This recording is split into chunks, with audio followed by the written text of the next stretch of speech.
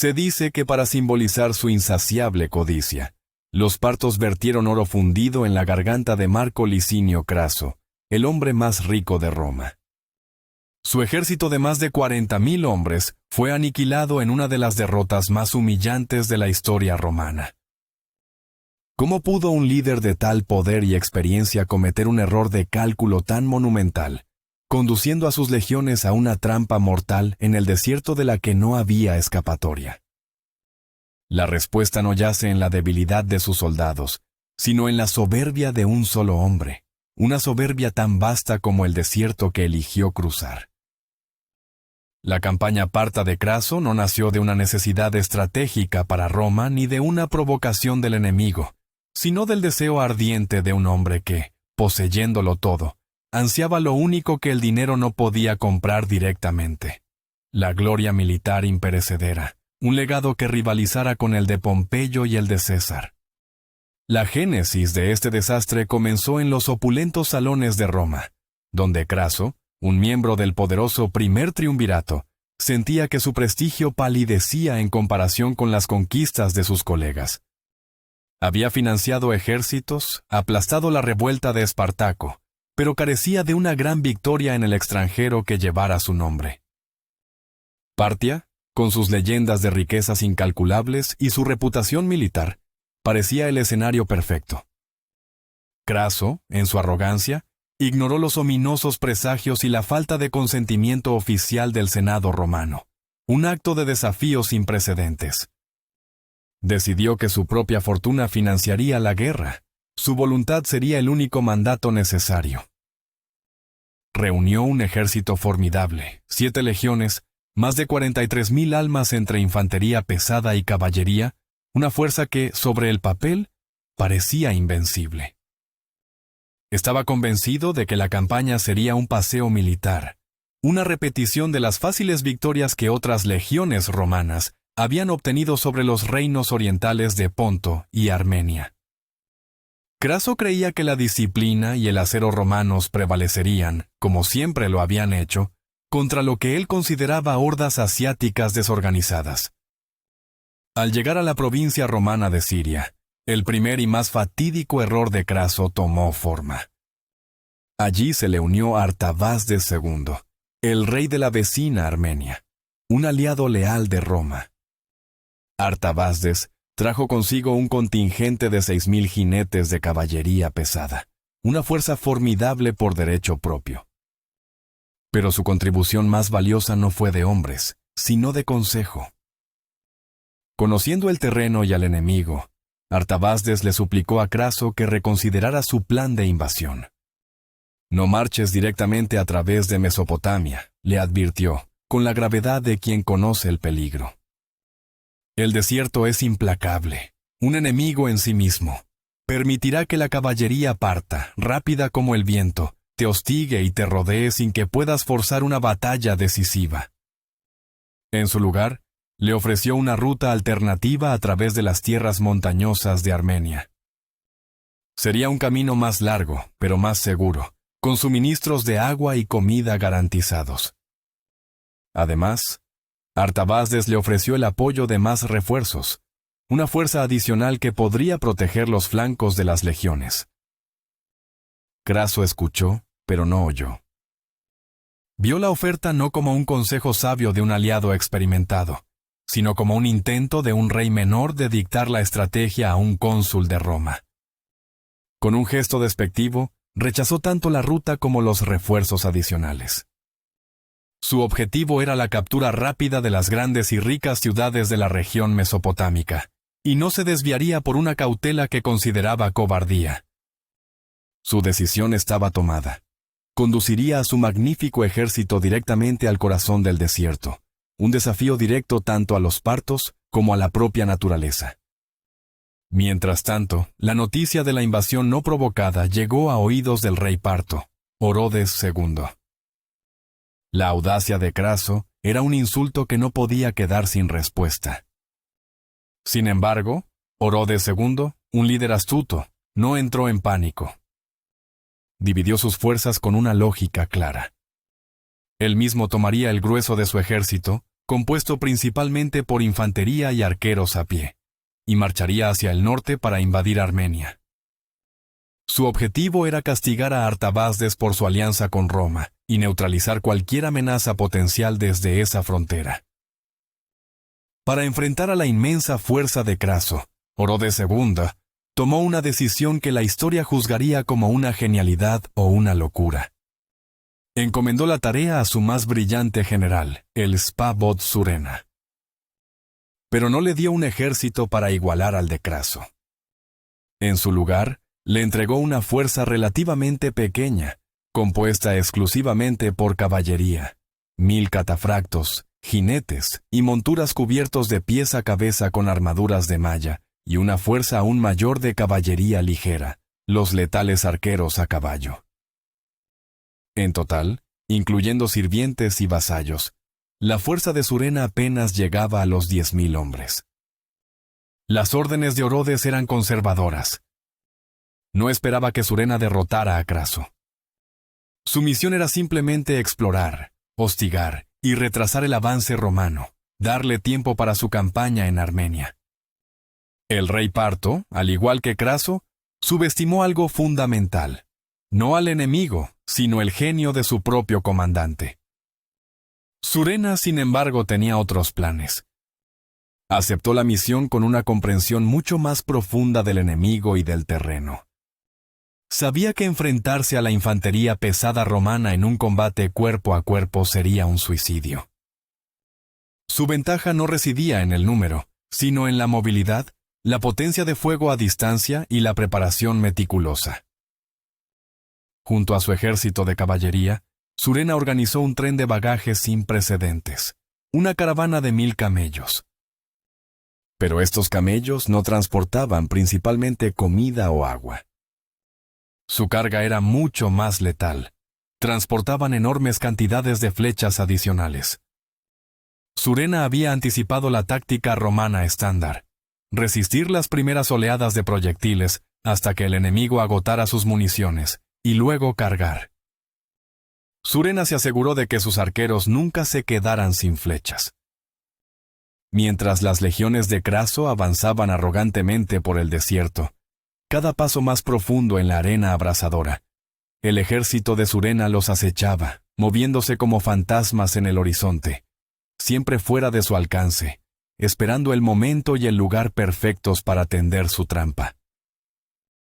El ejército romano, ignorante de la vigilancia constante, se sentía invencible, sin saber que cada paso que daban los acercaba más a su propio funeral, preparado meticulosamente por la mente de un genio militar.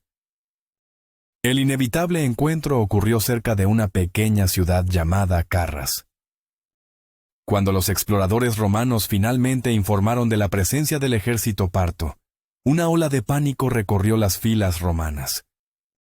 La visión de los catafractos, brillando bajo el sol del desierto como estatuas de metal vivientes, y el enjambre de jinetes ligeros, era desconcertante. Craso, por primera vez, sintió una punzada de duda, pero su arrogancia rápidamente la suprimió.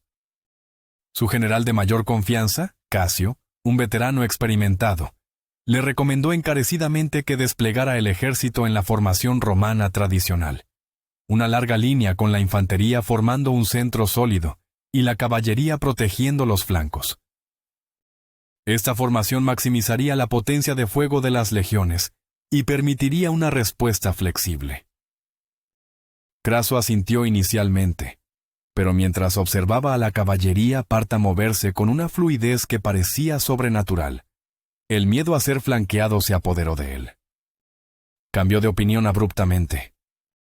Descartando el consejo de Casio, ordenó a sus hombres que formaran un enorme cuadrado hueco, con cada lado compuesto por 12 cohortes. Esta formación defensiva era una fortaleza virtual, casi imposible de flanquear. Sin embargo, su gran fortaleza era también su debilidad fatal. Sacrificaba casi por completo la movilidad. Las legiones de Craso se convirtieron en un objetivo estático y gigantesco en medio de la llanura. El escenario estaba listo. Surena, al ver la formación romana, apenas pudo ocultar su satisfacción. Los romanos, en su intento de evitar una trampa, habían construido su propia jaula. El estruendo de los tambores partos, un sonido grave y gutural que parecía hacer vibrar la tierra, marcó el inicio del fin. Los legionarios romanos, disciplinados hasta el último hombre, levantaron sus grandes escudos, los escuta, y se prepararon para el impacto. Surena no les dio el choque que esperaban. Su plan era una sinfonía de violencia calculada. Primero, ordenó a su élite, los 1000 catafractos, que avanzaran. No fue una carga total, sino una embestida controlada contra el frente de las líneas romanas. El impacto fue aterrador. Jinetes y caballos, ambos envueltos en acero, chocaron contra el muro de escudos con la fuerza de un ariete. El propósito no era romper la formación, al menos no todavía, sino aflojarla, crear desorden y sembrar el terror.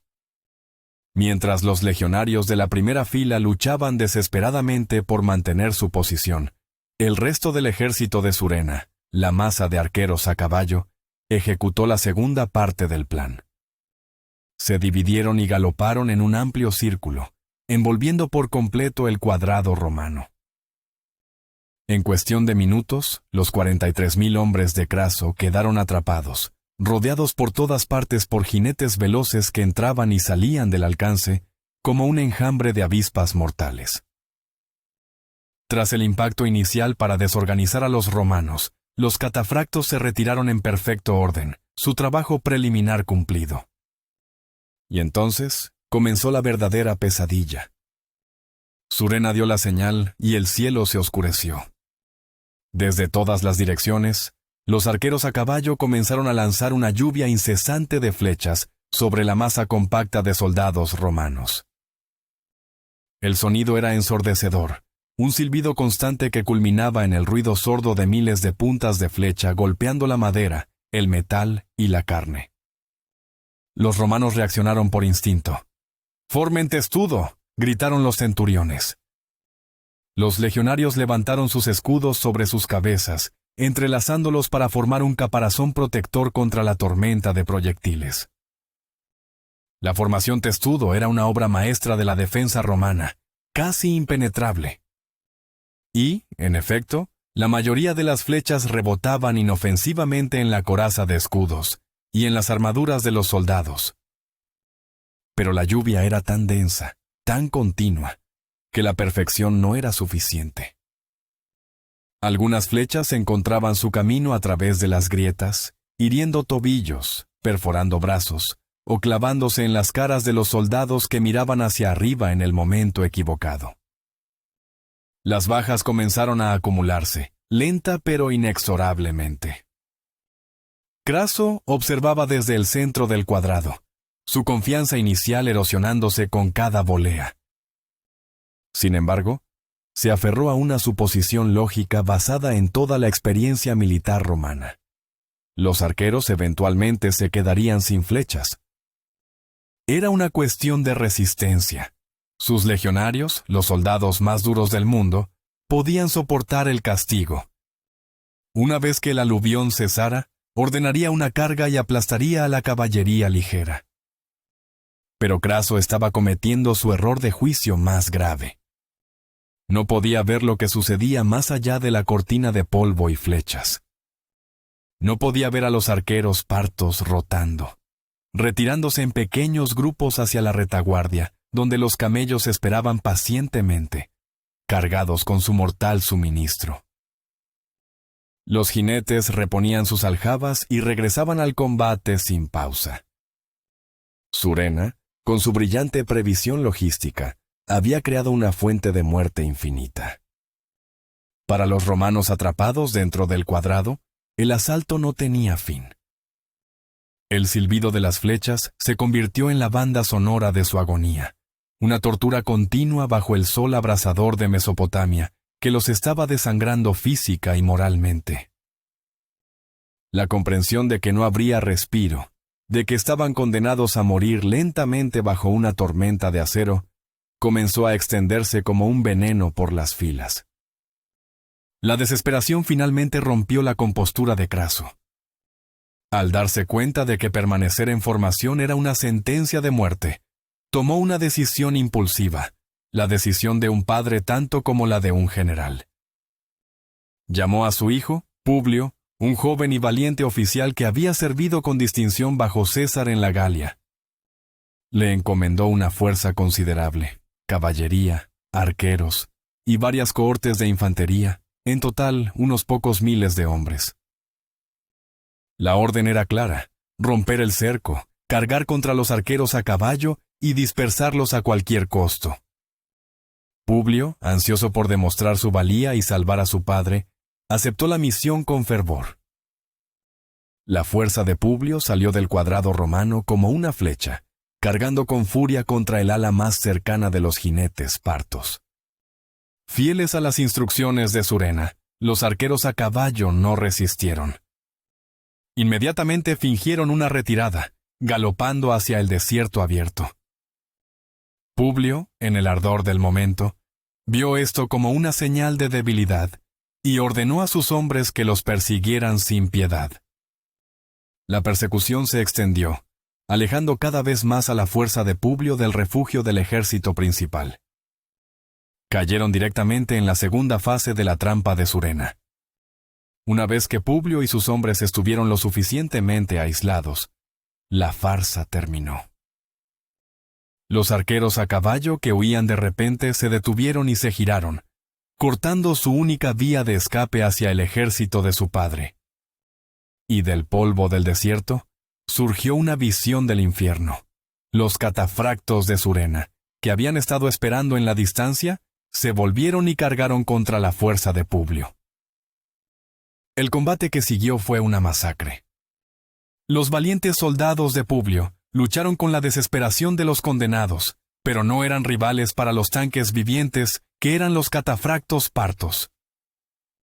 Las lanzas de los catafractos, largas y pesadas, atravesaban los escudos y las armaduras romanas con una facilidad espantosa.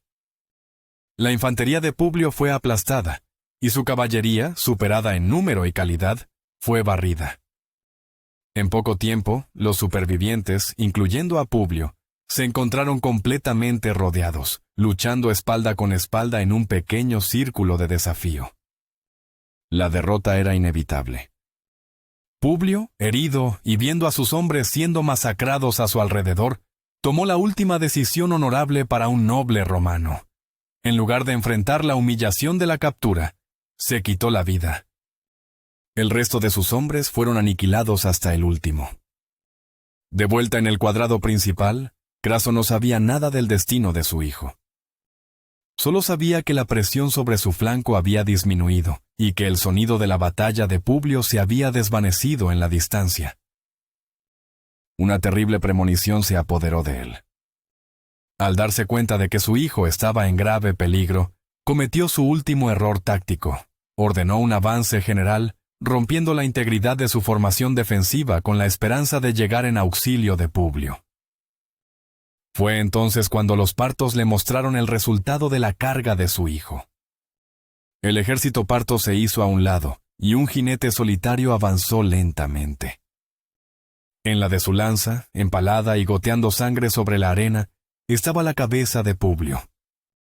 Un silencio sepulcral cayó sobre el ejército romano. El grito que escapó de la garganta de Craso no fue el de un general, sino el de un padre con el corazón destrozado.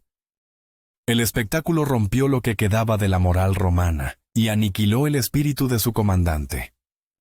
La reforma fue brutal. Con los romanos desorganizados y su líder en estado de shock, el asalto parto se reanudó con una ferocidad redoblada. Los arqueros a caballo se acercaron aún más, disparando a quemarropa contra la masa de hombres confundidos. Los catafractos lanzaron una serie de cargas devastadoras, rompiendo las líneas romanas y masacrando a los legionarios en oleadas. La carnicería continuó sin piedad durante el resto del día. El sol finalmente se puso sobre un campo de batalla que era un matadero. Solo la llegada de la noche detuvo la matanza, cuando los partos, siguiendo su costumbre, se retiraron a su campamento para descansar, sabiendo que su presa no tenía a dónde ir. La noche trajo un tipo diferente de horror.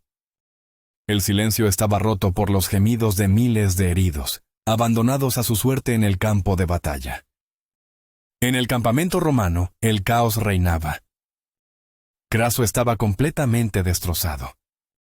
Hundido en una profunda desesperación por la muerte de su hijo, se había cubierto la cabeza con su manto y se negaba a hablar o a dar órdenes. Era un hombre aniquilado. Al ver que su comandante era incapaz de liderar, sus oficiales, incluyendo al pragmático Casio, tomaron el control. Tomaron la brutal pero necesaria decisión de abandonar el campamento. Organizaron a los soldados supervivientes que aún podían caminar y ordenaron una retirada silenciosa bajo el amparo de la oscuridad hacia la relativa seguridad de la cercana ciudad amurallada de Carras. Fue una decisión terrible, ya que significaba dejar atrás a unos 4.000 soldados heridos, condenándolos a una muerte segura. El sonido de sus súplicas y maldiciones persiguió a los que huían en la noche, un recordatorio fantasmal de la magnitud del desastre. Al amanecer, Surena descubrió la huida de los romanos. No mostró piedad. Envió a sus catafractos de vuelta al campamento romano abandonado. Allí, los jinetes acorazados masacraron metódicamente a los miles de heridos que habían sido dejados atrás. No hubo lucha. Fue una ejecución en masa. Con esa tarea sombría completada, Surena dirigió su atención a Carras. Sabía que los romanos estaban atrapados, pero asaltar una ciudad amurallada podría ser costoso. Decidió jugar un juego mental una vez más. Envió un enviado a las puertas de la ciudad con un mensaje de paz. La oferta de Surena era sorprendentemente generosa. Proponía una tregua que permitiría al ejército romano superviviente retirarse a Siria de forma segura. A cambio, Roma debía renunciar a todas sus reclamaciones territoriales al este del río Éufrates. Era una oferta diseñada para parecer razonable, para sembrar la esperanza y la discordia entre los desesperados romanos. Dentro de Carras, la oferta de Surena fue recibida con sentimientos encontrados. Craso, que había recuperado algo de su compostura pero seguía siendo un hombre roto, se mostró extremadamente reacio a confiar en cualquier oferta del hombre que había matado a su hijo. Sospechaba una trampa. Sin embargo, sus propias tropas ya no compartían su recelo. Estaban desmoralizados, aterrorizados y al borde de la inanición. La idea de una retirada segura era demasiado tentadora para ignorarla. Vieron la vacilación de Craso no como prudencia, sino como una terquedad que los condenaría a todos. La tensión creció hasta que sus propios soldados amenazaron con amotinarse si no aceptaba la conferencia de paz. Atrapado entre la desconfianza hacia el enemigo y la rebelión de sus propios hombres, Craso no tuvo más remedio que ceder. Aceptó reunirse con Surena en un lugar neutral entre la ciudad y el campamento parto. Acompañado por sus generales y una pequeña escolta, un Craso sombrío cabalgó hacia su destino. El encuentro fue tenso desde el principio. Surena lo recibió con una cortesía exagerada, ofreciéndole un caballo como gesto de honor. Pero todo era una farsa. Según los informes, durante la tensa negociación, un oficial parto agarró agresivamente las riendas del caballo de Craso, un acto deliberado de provocación. Inmediatamente estalló la violencia. La pequeña escolta romana fue rápidamente abrumada. En la confusión y la lucha, Craso y todos sus generales fueron asesinados. La trampa final de Surena se había cerrado. La muerte de Craso no fue el final de su humillación. Fue después de su muerte cuando ocurrió el acto más macabro y simbólico de todos. Para burlarse de la legendaria y notoria codicia que había impulsado toda la desastrosa campaña, los partos, según la leyenda, vertieron oro fundido directamente en la garganta de su cadáver. Fue un final terriblemente poético. El hombre que había anhelado la riqueza de Oriente finalmente la obtuvo, de la manera más letal imaginable. Con su líder muerto, la resistencia romana se desmoronó por completo. Los pocos miles de soldados que quedaban en Carras intentaron huir en pequeños grupos, pero la mayoría fueron cazados y capturados o asesinados por la omnipresente caballería parta. El desastre fue total. El historiador antiguo Plutarco estimó las bajas romanas en una cifra asombrosa, unos 20.000 muertos y 10.000 capturados. La campaña de Craso, que comenzó con tanta arrogancia y confianza, terminó como una de las derrotas más costosas y unilaterales en los anales de la historia militar romana. En contraste, las bajas partas fueron mínimas.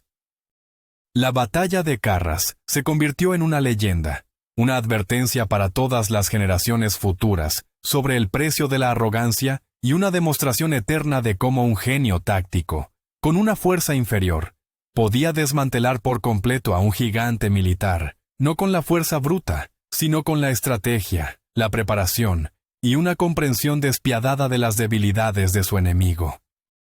La noticia de la aniquilación en Carras tardó en llegar a Roma, y cuando lo hizo, la incredulidad inicial dio paso al pánico y a la humillación nacional.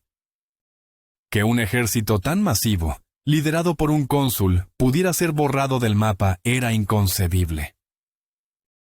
Las águilas de las legiones, los sagrados estandartes que representaban el orgullo y el poder de Roma, ahora estaban en manos partas, un símbolo de vergüenza que atormentaría a la República, y más tarde al Imperio durante décadas. La muerte de Craso también tuvo un profundo impacto político. Su desaparición desequilibró el primer triunvirato, eliminando el amortiguador financiero y político que existía entre los otros dos titanes, Pompeyo y Julio César. Sin Craso para mediar y contrapesar sus ambiciones, la rivalidad entre Pompeyo y César se intensificó, acelerando la espiral hacia la guerra civil, que finalmente destruiría la República Romana y daría origen al imperio. La codicia de un hombre no solo lo había destruido a él y a su ejército, sino que también había contribuido a incendiar el mundo que conocía. En el otro lado del mundo, en Partia, la victoria de Surena debería haberlo elevado al estatus de héroe nacional. Había logrado lo imposible.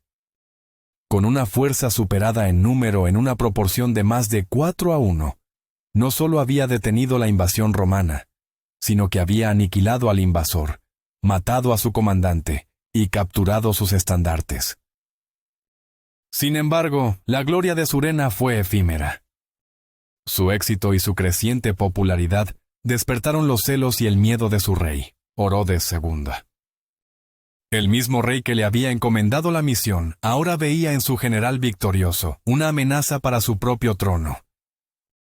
Poco tiempo después de su triunfo histórico, el Spa-Bod Surena, el genio de Carras, fue ejecutado por orden de su propio monarca, una víctima de la misma clase de ambición y paranoia que había consumido a su adversario romano. La tragedia, al parecer, no distinguía entre vencedores y vencidos. Los 10.000 legionarios capturados en la batalla enfrentaron un destino incierto.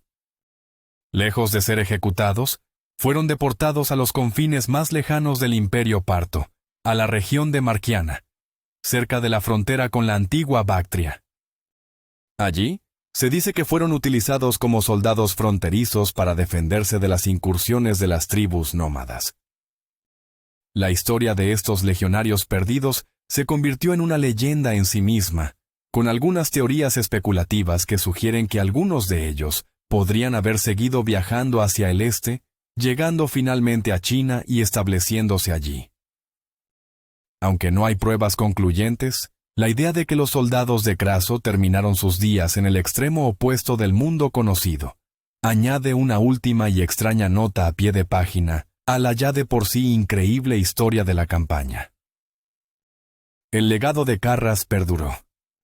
Para los romanos se convirtió en una herida abierta, un sinónimo de desastre militar y humillación. Recuperar las águilas perdidas de Craso se convirtió en una obsesión nacional. Años más tarde, el emperador Augusto lograría recuperarlas, no a través de la guerra, sino de la diplomacia, un logro que celebró como una de sus mayores victorias. La batalla también enseñó a Roma una dura lección sobre la guerra en Oriente.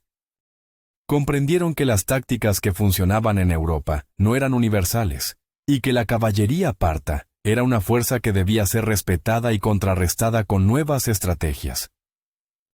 La derrota forzó a Roma a adaptarse, a incorporar más unidades de caballería y arqueros en sus ejércitos, cambiando para siempre la composición de la maquinaria militar romana.